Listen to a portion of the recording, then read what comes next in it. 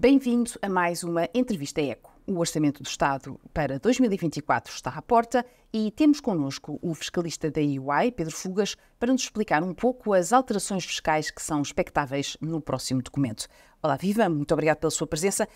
O Governo tem claramente prometida uma proposta de redução do IRS, que já está inscrita no Programa de Estabilidade, de cerca de 2 mil milhões de euros até 2026. O que é que nós podemos esperar em termos de redução de IRS neste orçamento para 2024? Ora bem, primeiro ainda estamos hoje no rescaldo daquilo que foi a comunicação por parte do António Costa, do nosso Primeiro-Ministro, relativamente àquilo que são as principais orientações em sede de IRS no próximo de Estado para 2024.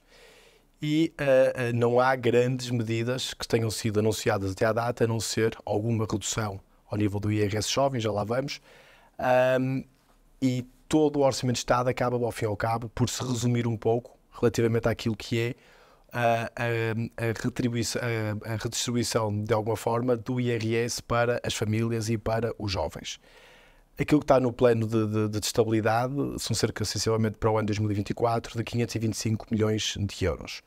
Aquilo que ontem foi anunciado e que já vinha sendo anunciado pelo Governo, e que ontem o Primeiro-Ministro acabou por comunicar, foi que vai se focar muito no IRS jovem, portanto, através de medidas para os jovens, como forma de atrair talento para Portugal.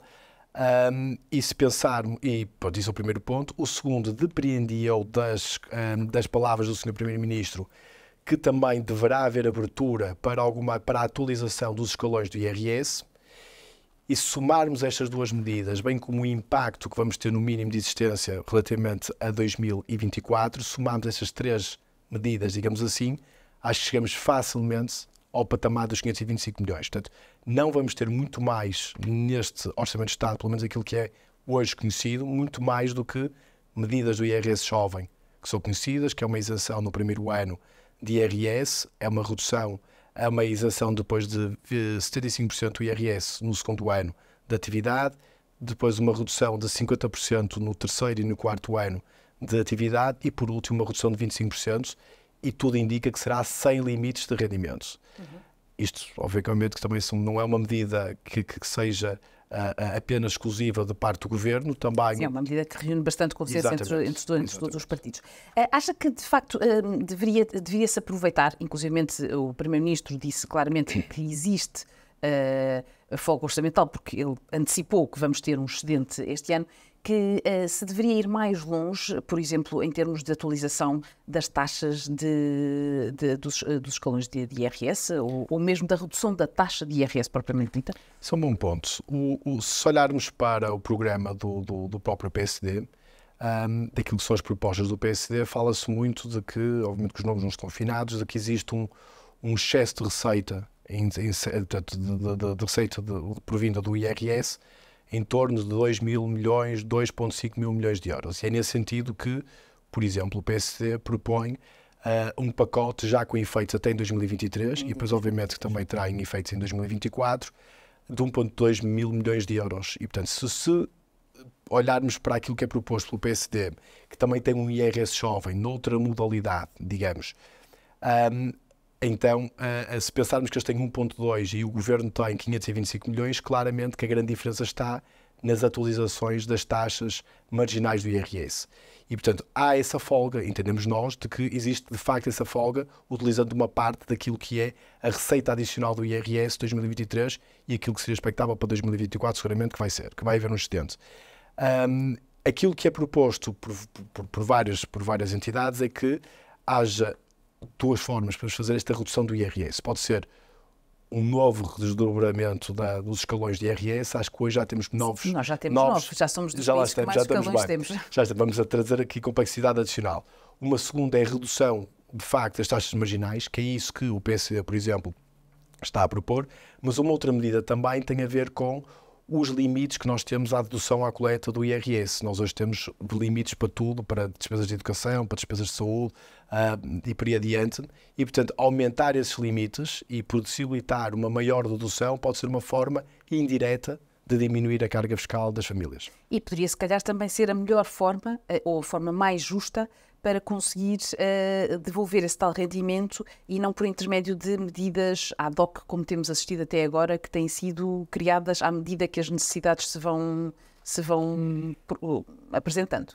Eu, na minha perspectiva, e seguramente vai ser um tema que vamos ter que falar hoje, que é inevitável, que é o elefante no meio da sala, que é o regime dos residentes não habituais, eu entendo que temos que nos aproximar. Ou seja, tem que haver claramente uma redução das taxas marginais para as famílias, para os agregados familiares, não tenho a menor dúvida, portanto tem uma redução, e eventualmente pode haver um reposicionamento ou uma reconsideração daquilo que possa ser o regime dos residentes não habituais no futuro. Obviamente não podemos ficar sem um e outro.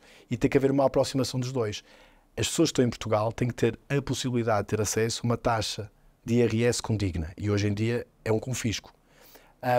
Mas também, ao mesmo tempo, compreende-se que no âmbito do regime dos residentes habituais, que é um mecanismo que continua a ser muito importante naquilo que é a atração de talento, que possa ser, de alguma forma, olhado e repensado no sentido das taxas. Agora, nunca na vida, como é óbvio, é um erro e é uma irresponsabilidade de todo tamanho simplesmente terminar com um regime que tem permitido atrair tantos talentos e que tem permitido também reposicionar aquilo que é a economia portuguesa e a atração de empresas que têm criado a valor acrescentado em Portugal. Eu aproveito, já que introduziu o tema, vamos já esgotá-lo. Acha que, de alguma forma, acabar com este regime que o Primeiro-Ministro diz que serviu o seu propósito, mas simultaneamente também o classifica como uma injustiça fiscal? Isto é comprometer a capacidade que Portugal tem de atrair investimento direto estrangeiro, por exemplo? Completamente. Estou 100% de acordo. Temos visto de vários prismas. Primeiro, já cumpriu o seu desígnio? Não concordo, porque obviamente que nunca pode cumprir o desígnio o contínuo a continuar a atração de talento para Portugal. Nós hoje temos uma dificuldade enorme de manter a nossa população mais jovem em Portugal, mas também temos muita dificuldade. Se ela já sai, nós temos muitas vezes que compensar esse facto com a atração de novo talento para Portugal. E também da atração de novas empresas, centros de excelência, centros de investigação e desenvolvimento, com engenheiros e com pessoas de formação. A qualificação generalizada da população não acha que será um atrativo suficiente para permitir ao Primeiro-Ministro, já que ele vai manter os benefícios daqueles que o têm, portanto os tais 10 anos que o benefício vigora, só não o dará a novos? Acha que isso... Claramente não, será muito insuficiente. A qualificação da população nacional não é suficiente para hoje em dia não é. Excelência? Hoje em dia não é. Com a movimentação que nós temos assistido em termos globais e com o especial enfoque na Europa, em que temos tido, de facto, Portugal tem sido um polo de atração por vários motivos, não só de segurança, do ponto de vista climatérico, como é óbvio, mas também do ponto de vista de custo de vida, que ainda vai sendo minimamente aceitável num contexto europeu. Obviamente que a atração fiscal é preponderante naquilo que é o fator de decisão quando um engenheiro, um economista, um gestor, um médico, que seja, quer vir para Portugal. E, portanto, isto é uma forma de atração de algum talento que nós ainda não temos, e não é só não ter, é nós queremos atrair novas empresas e mais qualificação para Portugal. E, portanto... Nesse capítulo da atração das empresas, nós percebemos que o Orçamento do Estado não parece ter, à partida, grandes novidades em termos de IRC. O que é que acha que deveria estar na proposta do Orçamento do Estado para tornar o país mais atrativo, para atrair novas empresas e, simultaneamente, para criar um ambiente de negócio bom para as empresas que cá estão? Bem, até à data desconhece aquilo que vai ser a política do ponto de vista do Orçamento de Estado para efeitos de IRC. Aquilo que se sabe é o que se vai ouvindo nas entrelinhas, nas discussões entre o Governo e o Conselho Nacional das Confederações Patronais, em que poderia haver aqui alguma abertura por parte do Governo no que diz respeito às tributações autónomas, rever de alguma forma as taxas, bem como os plafons dos veículos ligeiros passageiros, isso era uma das formas. Outra também que se fala muito é que poderia haver aqui uma revisão, mas acho que o Governo não está para aí virado relativamente à derrama estadual, que é uma medida que foi introduzida com caráter extraordinário e excepcional e que já devia ter sido há muito tempo abolida, mas também entendemos que do ponto de vista orçamental seria muito difícil nestes momentos podemos abolir de facto já a tributação da derrama estadual, mas pelo menos aumentar o plafond. Hoje em dia, a partir de 1,5 milhão de euros já temos derrama estadual. Fala-se muito de aumentar isto para 5 milhões, aumentar os plafons, diminuir as taxas. Portanto, isto é uma forma. Uma segunda também que se fala bastante, mas também não parece haver muita abertura prende-se com a redução da taxa de IRC. Isto é algo que já vinha desde 2013, 14, quando foi a reforma do IRC em 14, e entre, na altura, os dois grandes partidos, o PS e o PSD, havia uma estratégia de redução de taxa de IRC e, portanto, fala-se muito em retomar essa estratégia e reduzir uma taxa de IRC de 21 para 17, para as PMEs reduzir de 17 para 15, é uma outra medida. Também se fala, e aqui sim pode haver aqui alguma abertura por parte do Governo no respeito à capitalização das empresas. Hoje em dia, obviamente, que as empresas, se tiverem gastos financeiros, elas deduzem os gastos financeiros contra a sua matéria coletável, mas o investimento em capital próprio, ou seja, se o acionista coloca dinheiro na empresa, isto não é remunerado. Só apenas é remunerado, apenas pode ter uma dedução ou a remuneração de capital alheio. Mas o capital próprio da empresa, colocado pelo acionista, muitas vezes não é devidamente remunerado. E, portanto, fala-se muito em tratar também. Já temos algumas medidas nesse sentido, que já foram vindo sendo introduzidas já no ano passado, relativamente aos incentivos à capitalização das empresas. Os problemas da falta de capitalização das empresas. Exatamente. E, portanto, só para dar só um outro tema que é muito importante e tem a ver com os encaixes financeiros. Por exemplo, hoje, uma empresa pode deduzir encaixes financeiros até ao maior dos seguintes montantes. Ou 1 milhão de euros, pode ser sempre deduzir esse montante, ou então, se passar 1 milhão de euros, 30% do EBITDA fiscal da empresa. Ora, a maior parte dos isto vem de uma diretiva, pronto, quero poupar aqui aos pormenores, mas é uma diretiva europeia. O que é certo é que nos países europeus, na maior parte dos países europeus, esse limite não é de 1 milhão de euros, é 3 milhões de euros, e poder estar na altura de nós revisitarmos este limite mínimo de 1 milhão e aumentarmos para, por exemplo, 3 milhões. Sim. E ganhar também aqui alguma competitividade fiscal. Outra das questões que está na ordem do dia é o problema da habitação. Temos visto manifestações das pessoas que se manifestam a favor deste direito à habitação. Percebemos também pela entrevista de António Costa que é o primeiro direito, como ele diz, um direito que inclusivamente se sobrepõe ao direito de propriedade. Como é que considera que, do ponto de vista fiscal, que medidas é que poderiam ser introduzidas para fomentar o aumento da oferta de habitação no mercado?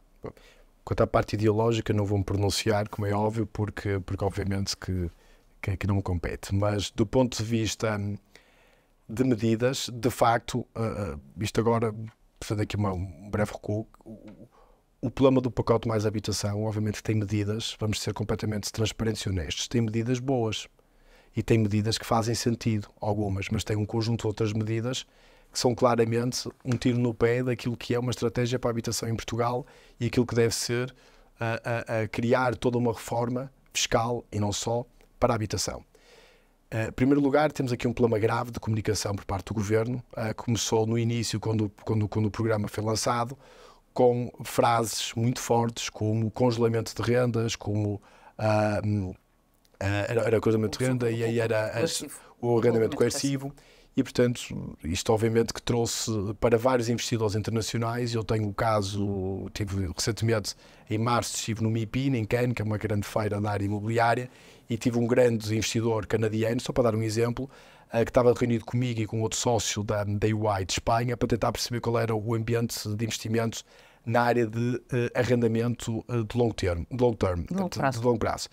E portanto, até podiam estar a considerar arrendamento acessível e por aí fora. Quando eu lhe falei dos principais desígnios do programa de mais habitação que se falava na altura, que era o arrendamento coercivo e o congelamento de rendas, eu não apresentei muito mais do que 2 minutos. Foi automático a passagem, ok, Portugal fica suspenso durante 2 anos, vamos falar sobre Espanha. E, portanto, é esta a mensagem que nós estamos a passar para os nossos investidores com estas frases fortes, que obviamente que para efeitos internos podem ter alguma capitalização política, para efeitos externos e para os investidores são muito perigosas e têm um dano muito forte naquilo que é a atração de investimento. Posto isto, aquilo que tem medidas fiscais. Há um conjunto de medidas que são positivas, nomeadamente o facto de termos todo um regime fiscal bastante favorável para projetos de arrendamento acessível. Portanto, se fora da área fiscal, temos taxas bonificadas, taxas de juros bonificadas, temos garantias do Estado para os financiamentos, vamos ter também a possibilidade do Estado poder ceder a título de direito de superfície edifícios e terrenos públicos portanto, durante 90 anos para direitos de superfície para poder construir empreendimentos imobiliários para a renda acessível, e na componente fiscal também temos toda uma panóplia de bons incentivos. Temos a isenção de IRS e de IRC para os rendimentos prediais provenientes de rendas acessíveis, temos a isenção de IMT, isenção de IMI, suspensão de IMI de 3 anos, prorrogável por mais 5. Mas e chega? Ou é preciso mais? Para a área do rendimento acessível, o pacote é bastante audaz, para ser muito sincero. O problema que se coloca é, fora da fiscalidade, é a sua execuibilidade prática. E, portanto, todo um conjunto é encaixar o modelo financeiro para os particulares. Aí é que está o problema. E é isso que o Governo vai ter que trabalhar muito melhor. Mais do que ter algo muito bonito no papel, é preciso haver maior diálogo com os investidores para perceber exatamente quais são as necessidades para um investidor de longo prazo que quer, obviamente, se estamos a falar de rendas acessíveis, estamos a falar de grandes fundos de pensões, grandes seguradoras que vão investir em Portugal para 50 anos, 90 anos, o que seja, temos que criar uma estabilidade, um pacto de regime que permita alguma estabilidade. Hoje, acho que houve aqui o Governo perdeu aqui uma oportunidade enorme de passar uma mensagem para os investidores de que o regime para a habitação, e nomeadamente de arrendamento acessível, é um regime que é proposto pelo Governo e também com o apoio, por exemplo, do maior partido da oposição. Devia ter havido um diálogo para que os investidores tivessem uma certeza e uma segurança jurídica que aquilo que hoje consta do pacote mais habitação não vai ser revertido daqui a uns anos, quando houver um novo Governo, e por aí adiante. Portanto, a estabilidade é muito importante.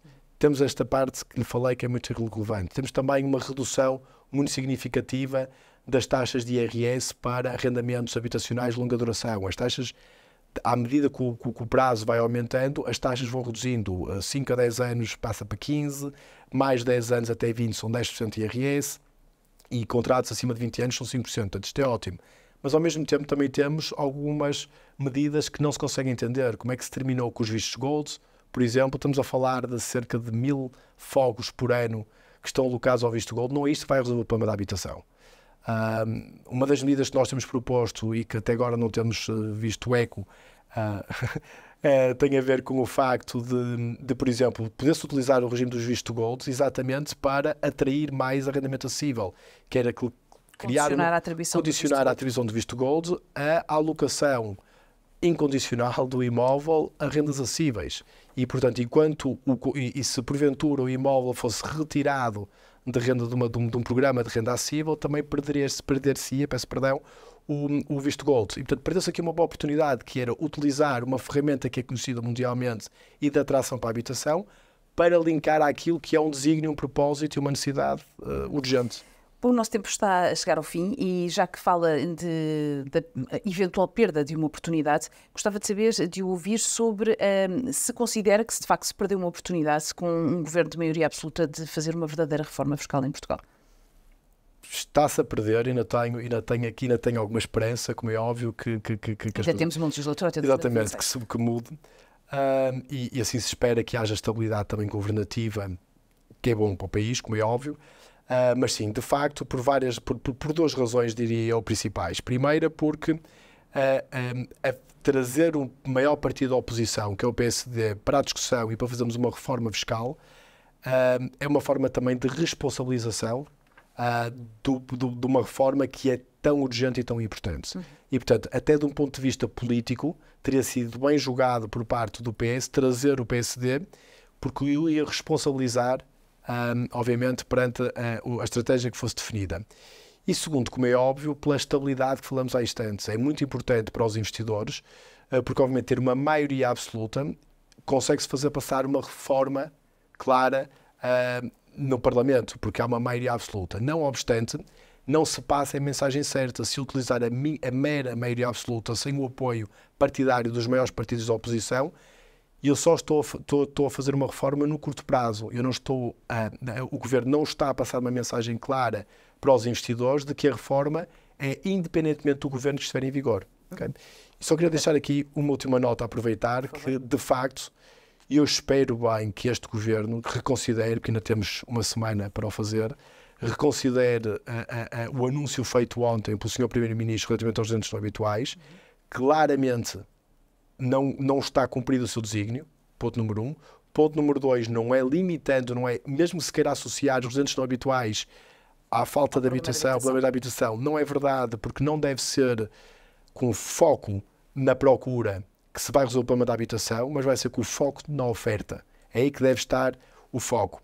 E terceiro, que é se nós queremos de facto desenvolver a nossa economia, se nós queremos de facto atrair mais talentos para Portugal e se queremos aumentar temos de ter ganhos de produtividade e trazer valor acrescentado para Portugal, é exatamente com programas como o Reserva no Habitual, mais do que antes, que nós precisamos para poder atrair esses jovens talentos. E, portanto, nunca terminar com o regime dos reservas habituais, acho que é o maior erro e uma irresponsabilidade política fazê-lo. Quanto muito poderia-se repensar em alguns moldes, relativamente ao mesmo para o futuro, salvaguardando sempre quem está já com o reserva no habitual com questão de estabilidade. Caso contrário, nós vamos ficar de fora com países e não vamos conseguir competir com países como Espanha, como Itália, como França, como Grécia, todos os países da grande parte dos países da União Europeia. A própria Holanda tem regimes de residentes habituais, cada um com as suas especificidades, que visam atrair talentos. Se nós vamos estar fora desta corrida, claramente vamos perder anos. Pedro Fugas, muito obrigado pelas suas considerações. Esta Eco Entrevista fica por aqui. Fique connosco. Obrigado.